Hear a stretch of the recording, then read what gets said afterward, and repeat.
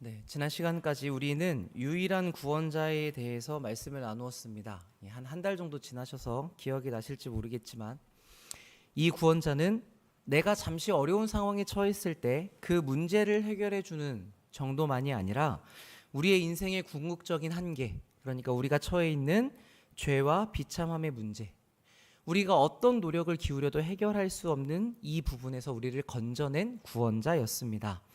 그분을 잘 설명해 주는 표현이 이 주 예수 그리스도 안에 담겨 있다고 말씀을 나누었었죠. 이 주라는 말은 주인, 그러니까 우리와의 관계를 표현함과 동시에 만물의 주인으로서 예수님의 영원한 신성을 말하고 있고, 예수는 완전한 사람으로 오신 이 분의 이름이라고 이야기했습니다. 그래서 인성을 드러내는 이 이름은 구원자라는 의미를 가지고 있다고 했었죠. 그래서 예수님은 하나님이십니까 사람이십니까 라고 하는 질문에 우리는 대답하기를 하나님이면서 사람이시다 라고 대답하면 된다고 보았습니다. 자, 그리고 마지막 그리스도, 기름 부음을 받은 분으로서 이 예수님은 신성과 인성 모두를 가지고 우리를 위해 일하셨다는 점을 지난 시간에 보았습니다. 자, 그렇게 수행한 직책 세 가지가 무엇이 있었냐면 선지자와 제사장과 왕이 있었죠. 예수님은 이 세 직분을 혼자 다 하신다고 말씀을 나누었습니다. 자, 그런데 그 일은 이 땅에 계실 때뿐만 아니라 또 어디에서도 하신다고 하셨죠? 승천한 이후에 하늘에서도 계속하고 계시다라고 보았습니다. 다만 이 땅에서 하신 일을 이야기할 때 우리는 저기 높은 하늘의 보좌를 버리고 오셨기 때문에 그리스도의 낮아지심이라고 이야기한다고 했죠. 자, 이것을 바울은 빌립보서에서 이렇게 이야기했습니다. 그는 근본 하나님의 본체시나 하나님과 동등됨을 취할 것으로 여기지 아니하시고 같지만 스스로 자기를 비워서 종의 형체를 가지사 사람들처럼 되셨고 사람의 모양으로 나타나사 자기를 낮추고 죽기까지 복종하셨으니 곧 십자가에 죽으심이라. 아멘. 이 예수님의 낮아지심을 정리하면 이렇게 볼 수 있습니다. 그리스도의 낮아지심은 그의 출생과 더욱이 낮은 신분으로 나신 것과 율법 아래 복종하시고 이 생에서 비참과 하나님의 진노와 십자가에서의 저주의 죽음을 받으시고 장사되어 얼마 동안 죽음의 권세 아래 거하신 것입니다. 자, 이 낮아지심은 무엇이냐면 모두 다 이 땅에 오심으로써 이루어진 일이었죠. 창조주 신이 인간이 되셨다. 이것만큼 낮아짐을 잘 표현한 말이 없을 것입니다. 그것도 이 땅에 오실 때에 위대한 성인으로서 드러나신 것이 아니라 연약한 아기, 돌봄과 양육과 보살핌이 필요한 모습으로 오셨고 그분은 부자가 아니라 가난한 목수의 집에서 나셨죠. 그러니까 말씀 자체이신 분, 율법을 우리에게 명령하신 분께서 스스로 율법을 복종하는 자리에 낮아지셨고 이 땅의 비참과 고난과 고통 등 우리가 겪는 어려움들을 다 겪으셨습니다. 그러니까 여러분, 이 예수님의 낮아지심과 비참함에 대해서 들으시면 어떤 마음이 드십니까? 우린 이런 이야기를 들으면 야, 예수님이 참 힘드셨겠다, 어려우셨겠다 이렇게 생각을 하죠. 무한하셨던 분이 이런 제한 안에 스스로를 가두신다는 것이 얼마나 어려운 일이셨을까? 자, 그런데 여러분, 우리가 한번 생각해 봅시다. 예수님께서 우리에게 이 말씀을 주실 때에 그래, 내가 너희들 때문에 참 그 힘든 어려움을 당했으니까 너희들 그 내가 고생한 것 좀 알아줘라 라고 이 말씀을 우리에게 기록해 주셨을까요? 우리가 전에 성경의 역할에 대해서 본 적이 있죠.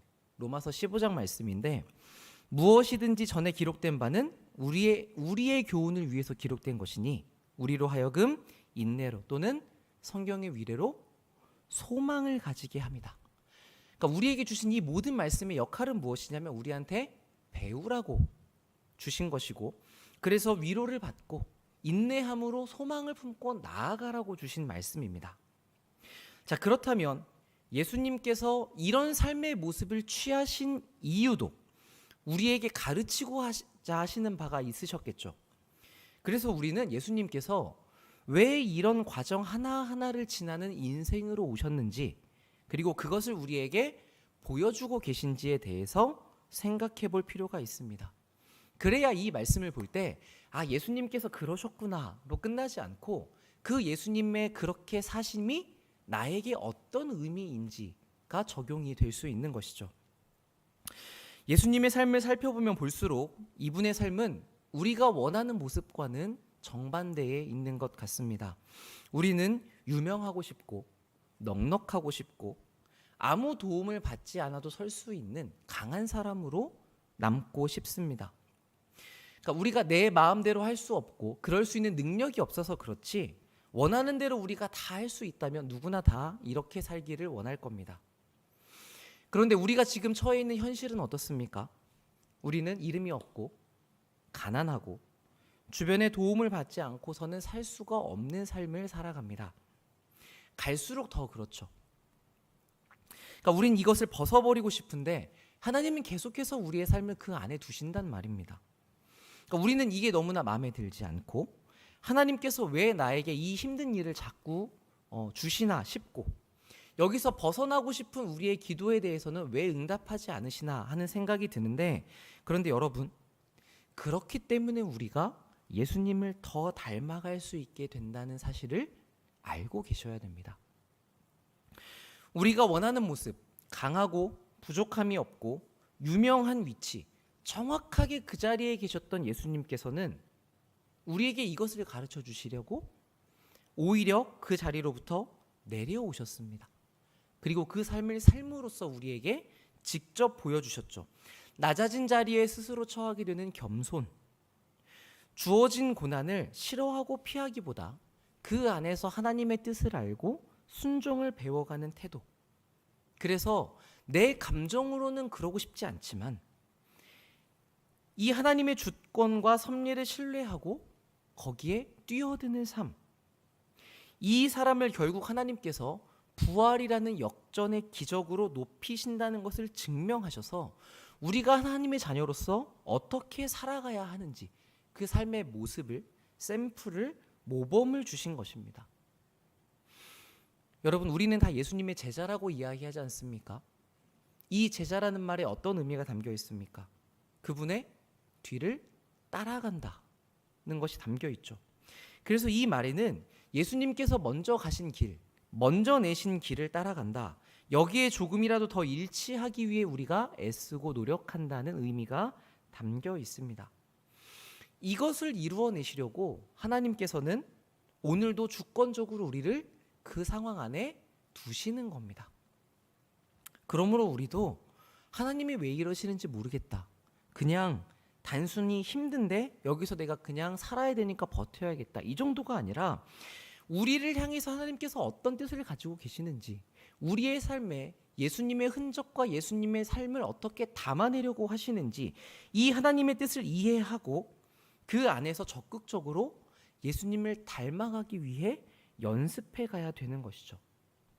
마치 우리를 지도하는 코치와 선수인 우리가 하나의 목표를 향해서 맞추어 연습을 다 하는 것처럼 우리도 하나님의 뜻에 마음을 일치시켜서 우리가 처해 있는 자리에서 이 하나님의 뜻을 완성하기 위해 노력해야 되는 것입니다. 물론 예수님께서도 기도하셨죠. 할 수만 있거든 이 잔을 옮겨주십시오. 그만큼 이 길은 우리도 걷고 싶지 않은 힘든 길이 맞습니다. 때로는 이 견디는 것조차, 하나님 앞에 나와 기도하는 것조차 어려울 때가 있죠.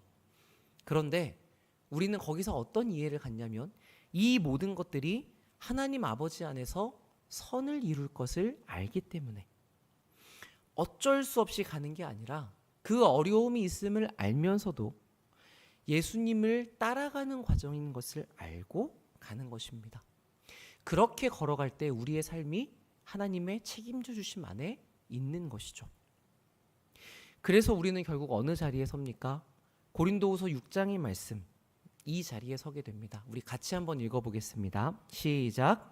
우리는 속이는 자 같으나 참되고 무명한 자 같으나 유명한 자요 죽은 자 같으나 보라 우리가 살아있고 징계를 받는 자 같으나 죽임을 당하지 아니하고 근심하는 자 같으나 항상 기뻐하고 가난한 자 같으나 많은 사람을 부요하게 하고 아무것도 없는 자 같으나 모든 것을 가진 자로다. 아멘. 우린 이런 존재랍니다. 안 보이는 하나님이 있다고 증거하는 우리의 삶이 세상이 보기에는 속이는 자 같고 아무런 유명세도 타지 않은 이름 없는 자 같고 우리가 하나님께 징계를 받는 것 같고 그래서 슬퍼하고 근심하는 것 같고 아무것도 이룬 것이 없는 사람들처럼 보일지라도 사실 우린 어떠냐면 하나님 안에서 누구보다 참되고 하나님께서 우리의 이름을 아시는 유명한 자이고 기쁨을 가진 자이고 다른 사람을 부요하게 만들 수 있는 그 모든 것을 가진 사람들이라고 이야기하는 것이죠. 이것을 누가 이루셨습니까? 우리 예수님께서 이루어 주셨습니다. 여러분, 우리에게 이 일을 이루시려고 예수님이 감당하셨던 그 낮아짐의 절정이 무엇이었습니까?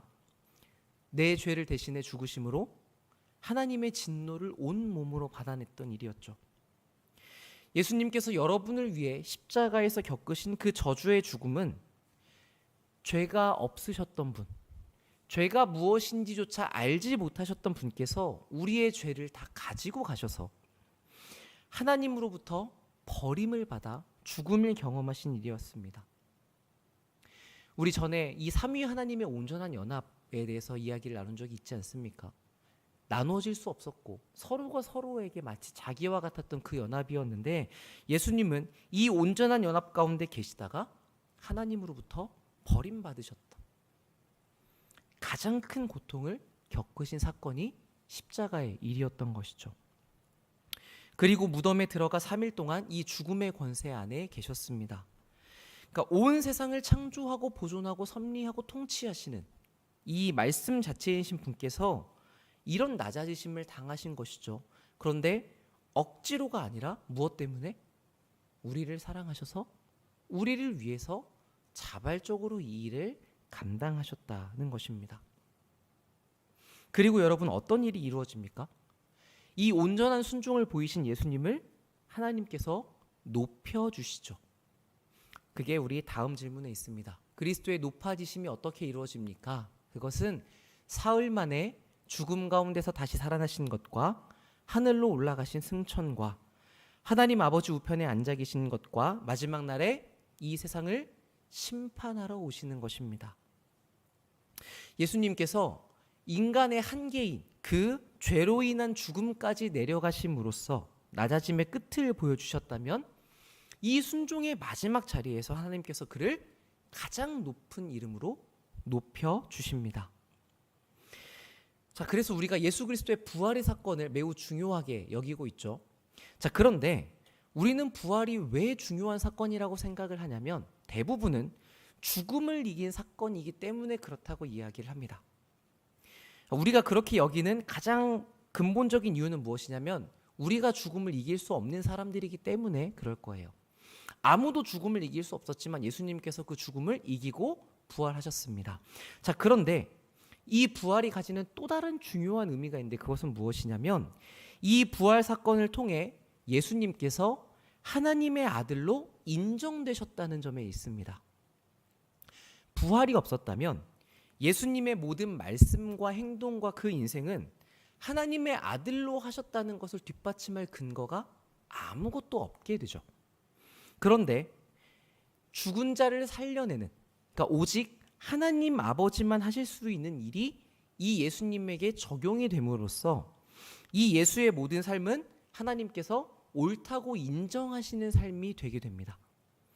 그래서 예수님께서 살아오신 모든 삶이 하나님의 보증을 얻게 되고 예수님이 말씀하셨던 모세의 율법과 선지자의 글과 시편이 나에 대해 증언한다고 하셨기 때문에 이 구약의 말씀이 정경으로서의 권위를 가지게 되는 것이고 그분이 하신 모든 말씀도 신약의 하나님의 말씀으로 인정이 되게 되는 것이죠. 그래서 우리 기독교의 모든 그 핵심은 이 예수 그리스도의 부활에 놓이게 됩니다. 이 부활로 예수님은 자기가 정말 하나님이신 것을 증명하셨고 죽음을 이기고 승리하셨으며 우리 계시록에서 보았던 것처럼 생명의 왕, 심판주가 되신 것이죠. 그렇게 부활하신 예수님께서는 이 땅에 머물면서 40일 동안 제자들에게 말씀을 더 가르치셨고 그 다음에 하늘로 올라가시게 됩니다.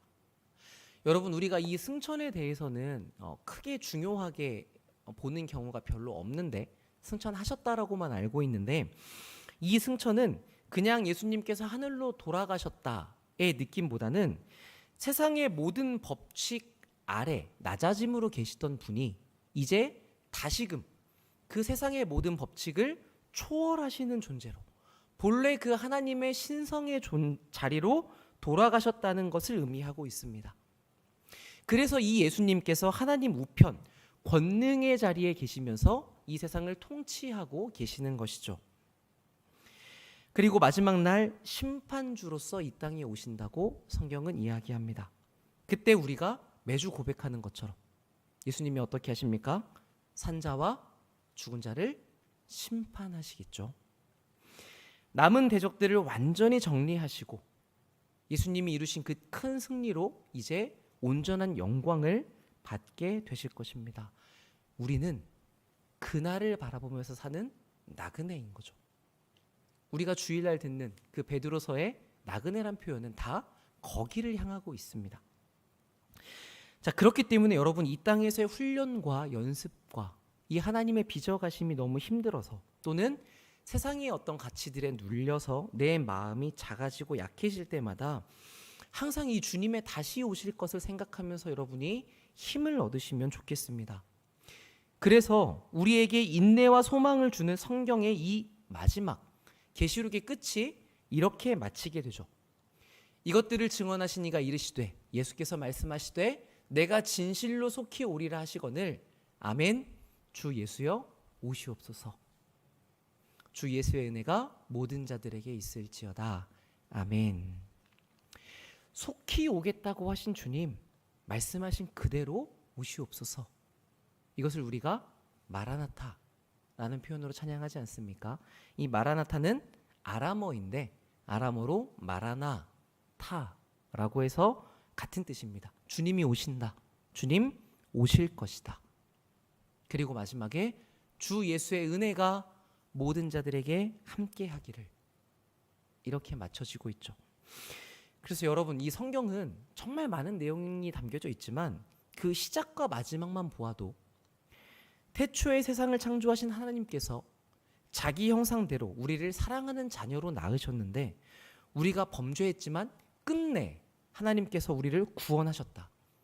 이 모든 일을 이루시고 그분이 이제 우리에게 다시금 속히 오실 것이다. 그런데 그분이 어떤 분인가? 주 예수는 은혜를 베푸시는 분이시다. 이렇게 정리된다는 것을 알 수 있습니다. 그래서 우리가 이 하나님의 사랑과 은혜 안에서 그 바탕에서 그 렌즈를 가지고 성경을 읽고 하나님을 알아가는 것이 올바른 관점이라는 것을 알 수 있죠. 자, 이 예수님의 은혜는 십자가와 부활의 사건, 그래서 우리가 구원을 얻는 것으로 마치지 않습니다. 자, 우리가 이 부분을 놓치고 있기 때문에 우리는 마치 어느 순간에 하나님께서 우리에게 은혜를 더 이상 주시지 않는 것처럼, 그래서 우리가 메마른 삶을 살아가게 되는 것처럼 그렇게 여기게 되는데, 그렇지 않죠.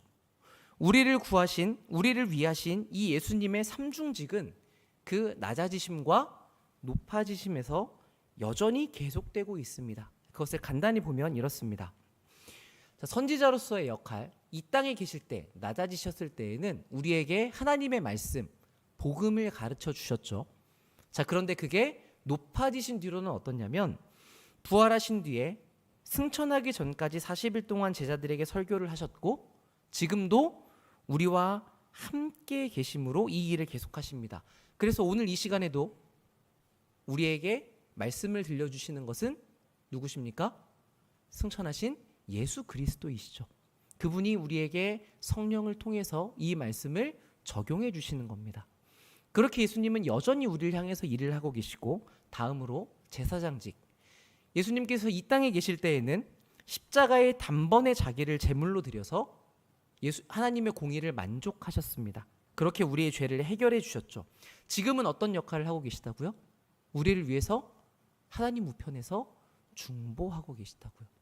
여러분을 위해서 아무도 기도하는 사람이 없는 것처럼 여겨질 때 예수님께서 여러분을 위해서 쉬지 않고 기도하고 계십니다. 우리의 죄의 모습과 우리의 악한 모습들에 대해서 예수님께서 여전히 우리를 변호하시고 하나님의 자녀라고 그렇게 계속 증언하고 계신 것이죠. 다음으로 왕의 사건에 대해서는 이 땅에 계실 때에는 여러 가지 이적들, 귀신을 쫓고 질병을 고치고 천국을 선포하심으로써 또 자연의 힘과 죽음을 복종시킴으로써 그 예수님의 왕되심을 드러내셨다면 이제는 승천한 하나님의 보좌 옆에 계시며 교회의 머리가 되셔서 우리를 먹이고 돌보고 보존하십니다. 그리고 원수들이 굴복하기까지 왕으로 통치하시면서 마지막 날 우리가 보았던 심판주로서 왕으로서 그 모든 심판을 거행하신다라고 볼 수 있죠. 그러니까 여전히 우리를 향해서 계속되는 이 예수님의 일하심, 그 은혜를 우리가 지금 이 시간에도 기억하고 누릴 수 있기를 바랍니다. 예수님의 일하심은 2000년 전에 끝난 것이 아니라 지금도 여전하고 앞으로 우리가 그리스도의 나라에 들어가기까지 계속될 것입니다. 그걸 우리가 기억하고 우리의 삶에 적용할수록 이 은혜가 우리에게 더 크게 다가오게 되는 것이죠. 자, 마지막으로 우리가 한 가지만 더 보겠습니다. 자, 여기서 중요한 접점이 등장을 하게 됩니다. 2000년 전에 예수님께서 이스라엘 땅에서 십자가와 부활을 통해 이루신 사건이 진짜다. 자, 믿지 않는 사람들 중에도 예수님의 십자가 사건이 있었다고 인정하는 사람들이 있습니다. 역사적이고 고고학적인 증거들이 뒷받침이 되는 면이 있기 때문이죠. 자, 그런데 항상 쟁점은 무엇이냐면 그게 역사적인 사실이냐 아니냐를 넘어서 그래, 그 예수가 2000년 전에 있었다는 것은 인정하겠는데 그게 오늘을 사는 나와 무슨 관련이 있냐는 점입니다.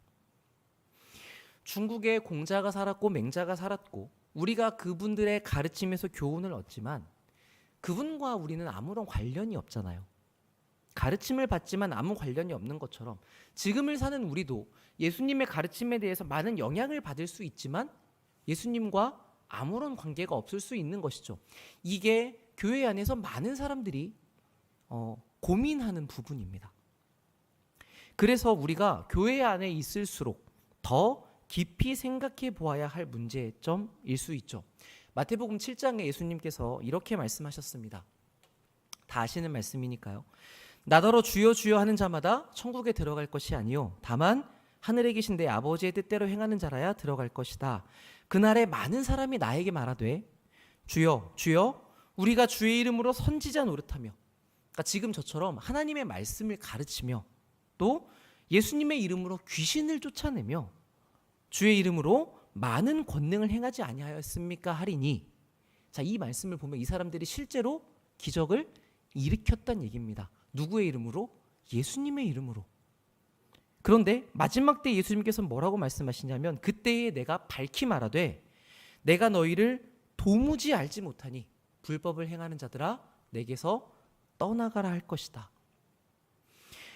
이 사람들은 하나님의 말씀을 잘 알았고 잘 가르치기도 했고 예수님의 이름으로 기적도 행했습니다. 그러니까 여러분, 이 정도가 되면 우리는 누구나 이 사람은 정말 하나님의 사람이다, 이 사람이 아니면 누구도 예수님의 사람일 수 없다라고 생각할 법하잖아요. 그런데 거기서 예수님이 뭐라고 얘기하신다고요? 나는 너를 모른다. 불법을 행하는 자야 떠나가라. 우리가 교회 안에 있고 말씀을 듣고 예배를 드리고 있어도, 그래서 성경을 잘 알고 잘 가르친다고 해도 그것보다 더 중요한 건 무엇이냐면 나와 예수님이 어떤 관계이냐 하는 것입니다. 여기가 너무 중요합니다. 그래서 여러분 스스로에게 자주 물으셔야 돼요. 나는 종교적인 행동이 아니라 정말 하나님과 인격적인 관계가 있는가? 이 부분이 확실하지 않으시다면 여러분 확실해질 때까지 점검해 보셔야 됩니다. 그리고 확실하다고 여기시더라도 다시 한번 더 분명히 하기 위해서 하나님 앞에 나아가야 될 필요가 있는 것이죠. 여러분께서 지금 저와 만나서 말씀을 듣고 계시지 않습니까? 그런데 이 자리에서 지금 저를 보고 제 이야기를 듣고 계시면서도 그런데 내가 지금 이영훈 목사님을 만나고 있나라고 생각하시는 분은 없으시잖아요. 그러니까 지나고 나면 만났나? 기억이 희미해질 수는 있겠지만 적어도 하나님을 만나는 자리에서만큼은 분명한 것입니다. 그러니까 만남이라는 것은 내가 모를 수가 없는 것이죠. 하나님을 만났다는 것을 우리가 확실히 마음에 품을 수 있다는 얘기입니다. 물론 우리가 항상 그럴 수야 없겠지만, 그렇지만 우리는 믿음으로 매번 하나님과의 이 만남을 위해서 애써야 하는 것이죠. 그래서 여러분 예배할 때에도 기도할 때에도 우리가 어디를 계속 바라보라고 이야기를 합니까? 하나님이 계신 것, 그 하나님이 살아계신 것을 향해야 된다라고 이야기를 하는 것이죠. 그러니까 이게 무언지 잘 모르겠다 싶으신 분이 계시다면, 인격적인 만남이 뭐지? 라는 생각이 드신다면 여러분 이 부분에 대해서 하나님께 간구하며 기도하셔야 됩니다. 그리고 여러분이 그 경험이 확실하다고 하시더라도 다시 한번 점검하며 분명히 하시는 게 좋습니다. 하나님은 자기를 만나달라고 떼쓰는 사람에 대해서 결코 싫어하지 않으시거든요. 얼마나 많이 하시더라도 하나님께서 그것을 좋아하십니다. 이걸 성경이 우리에게 이렇게 여러 가지로 이야기하고 있죠. 나를 간절히 찾는 자가 나를 만나게 될 것이다. 너희가 온 마음으로 나를 구하며 나를 찾으면 나를 발견하게 될 것이고 나를 만나게 될 것이다. 여호와의 눈이 온 땅을 두루 살펴보고 계시대요. 누가 있는지, 전심으로 자기를 향하고 있는지, 그 사람에 대해서 하나님은 능력을 베푸신다고 약속하고 계십니다. 그래서 우리가 언제나 이 말씀을 붙들지 않습니까? 하나님께 나아가는 자는 반드시 그가 계신 것과 그 대상을 분명히 하는 것과 그리고 하나님을 찾는 자들에게 무엇 주시는 분? 상 주시는 분임을 믿어야 한다. 어쩌면 우리가 지금까지 기도하면서 기도한 내용에 대한 응답을 받는 것으로, 구한 것을 받는 일로 하나님이 살아계시구나 라고 알아왔을 수 있습니다. 그것도 틀린 방법은 아닙니다. 우리는 그렇게도 하나님을 경험하고 대체로 처음에는 그렇게 하나님을 알아갑니다.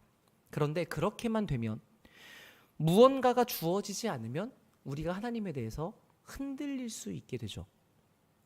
그래서 하나님께서 우리에게 간혹 기도의 응답을 주시지 않는 것은 우리의 손에 쥐어지는 것이 아니라 하나님 자체를 찾으라고 그렇게 하시는 것일 수 있습니다. 그렇기 때문에 우리는 다른 어떤 것, 다른 매개체를 통하여 하나님을 건너서 만나려고 할 것이 아니라 하나님 자체를, 하나님 그분을 인격적으로 만나는 연습을 해가야 됩니다. 이 경험이 있어야 여러분이 하나님과의 사귐이 깊어지고 그만큼 더 신뢰할 수 있게 되고, 다른 말로 하면 하나님에 대한 믿음이 자라갈 수 있게 되는 것이죠. 이 예수님과 우리와의 관계, 여러분 이게 어떻게 시작이 되는지 그것이 오늘 다음 질문에서 드러납니다.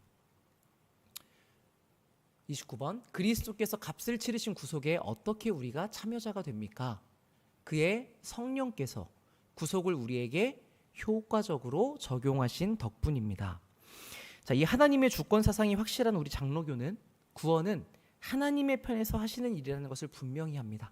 그래서 그 구원이 2000년 전에 예수님께서 이루신 일이 어떻게 나의 것이 되는가? 그것이 오직 성령님의 일하심으로 된다고 이야기를 하죠. 그래서 오늘 7절, 본문 7절에 예수님께서 어떻게 말씀하셨습니까? 그러나 내가 너희에게 무엇을 말하노니? 실상을 말하노니. 이게 진짜야. 무엇이냐면 내가 떠나가는 것이 너희에게 유익하다. 내가 떠나가지 않으면 보혜사 성령님께서 너희에게 오시지 않을 것이요 내가 가면 가서 그를 너희에게로 보내리니 성령께서 오셔서 증언하실 것이다. 이 당시 제자들은 예수님과 함께 있는 것이 가장 좋은 일이라고 생각을 했습니다. 예수님만한 분이 없으시잖아요. 그러니까 그분이 떠나가면 안 된다고 생각을 했을 텐데, 제가 여러분들과 말씀을 나눌 때 자주 드리는 말씀이지만 이것이 우리가 가지는 생각의 한계입니다. 하나님은 우리에게 좋은 것을 주시거든요. 그런데 그것과 함께 더 좋은 일도 준비해 두셔서 우리를 그 다음에 더 좋은 곳으로 이끌어 가십니다. 여기서도 예수님께서 사실, 실상을 얘기한다. 성령께서 오시는 것이 너희에게 더 좋은 일, 정말 필요한 일이라고 말씀하십니다. 왜 그렇습니까? 성령께서 오시지 않으시면 예수님이 이루신 일을 우리에게 적용시켜 주실 분이 없기 때문입니다. 예수님의 삶을 전부 다 함께 했고 그분을 누구보다도 뜨겁게 사랑했고 목숨 바쳐서 내가 충성을 다하겠다고 죽어도 주님의 곁을 떠나지 않겠다고 다짐했던 수제자인 베드로마저도 결국은 성령이 계시지 않으면 예수님을 부인하게 될 뿐이었죠. 그러니까 이 예수님을 따른다고 하는 일은 우리의 다짐과 우리의 힘과 우리의 능력으로 할 수 없는 일이기 때문에 그래서 성령께서 꼭 오셔야 하는 것입니다. 그런데 우리는 지금 우리의 생각으로는 그 하나님의 계획을 다 모르기 때문에 내 생각대로 예수님 우리를 떠나시면 안 됩니다라고 붙잡게 되는 것이죠. 자, 그런데 우리가 신앙생활을 하면서 이 하나님을 경험할수록 하나님을 알아갈수록 내 생각이 다 옳지 않구나. 이 부분을 더 많이 깨달아가게 되는 것 같습니다. 하나님은 언제나 우리에게 좋으십니다. 그리고 우리가 지금 생각하는 것보다 더 좋으신 분입니다. 그래서 하나님을 인격적으로 알아가야만, 우리가 하나님이 주시는 것이 아니라 하나님을 알아가야만 이 부분을 더 신뢰할 수 있게 되죠. 그리고 그만큼 우리의 생각과 고집에서 힘을 빼고 하나님께 내어드리고 맡겨드릴 수 있게 되는 것 같습니다. 우리가 이 지점을 향해서, 이 목표를 향해서 더 많이 자라갔으면 좋겠습니다. 그 과정에서 여러분들 예수님이 우리에게 하신 일이 얼마나 크고 넓고 위대한지 더 많이 살펴보시고, 그래서 우리가 받은 구원이 얼마나 큰 계획과 큰 대가를 치르고 이루어진 것인지도 더 깊이 깨달으시고, 그뿐만 아니라 지금도 우리에게 어떤 은혜가 베풀어지고 있는지를 분명히 아시면서 이것을 아무 값없이 우리에게 주시는 하나님의 사랑이, 예수님의 은혜가, 이 성령님의 함께 하신다는 것이 얼마나 큰 복인지를 알아가시기 바랍니다. 그리고 무엇보다도 우리가 이렇게 배워가는 알미, 우리가 쌓아가는 성경의 지식들이 우리의 머리에만 멈추어 있는 것이 아니라 그것을 알므로써 조금 더 진정 어린 감사가 커지게 되는 실제적인 유익이 있으셨으면 좋겠습니다. 그래서 여러분, 정말 살아계신 하나님, 그분을 더 만나고 더 알고 싶어지면서 날로 그분이 더 새로워지고 감사해지면서, 그래서 우리가 정말 하나님을 사랑할 수밖에 없고 그분께 우리의 순종을 더 기쁘게 드릴 수밖에 없는 이 하나님의 사랑에 완전하게 붙잡힌 복된 인생 되시기를 바랍니다. 기도하겠습니다.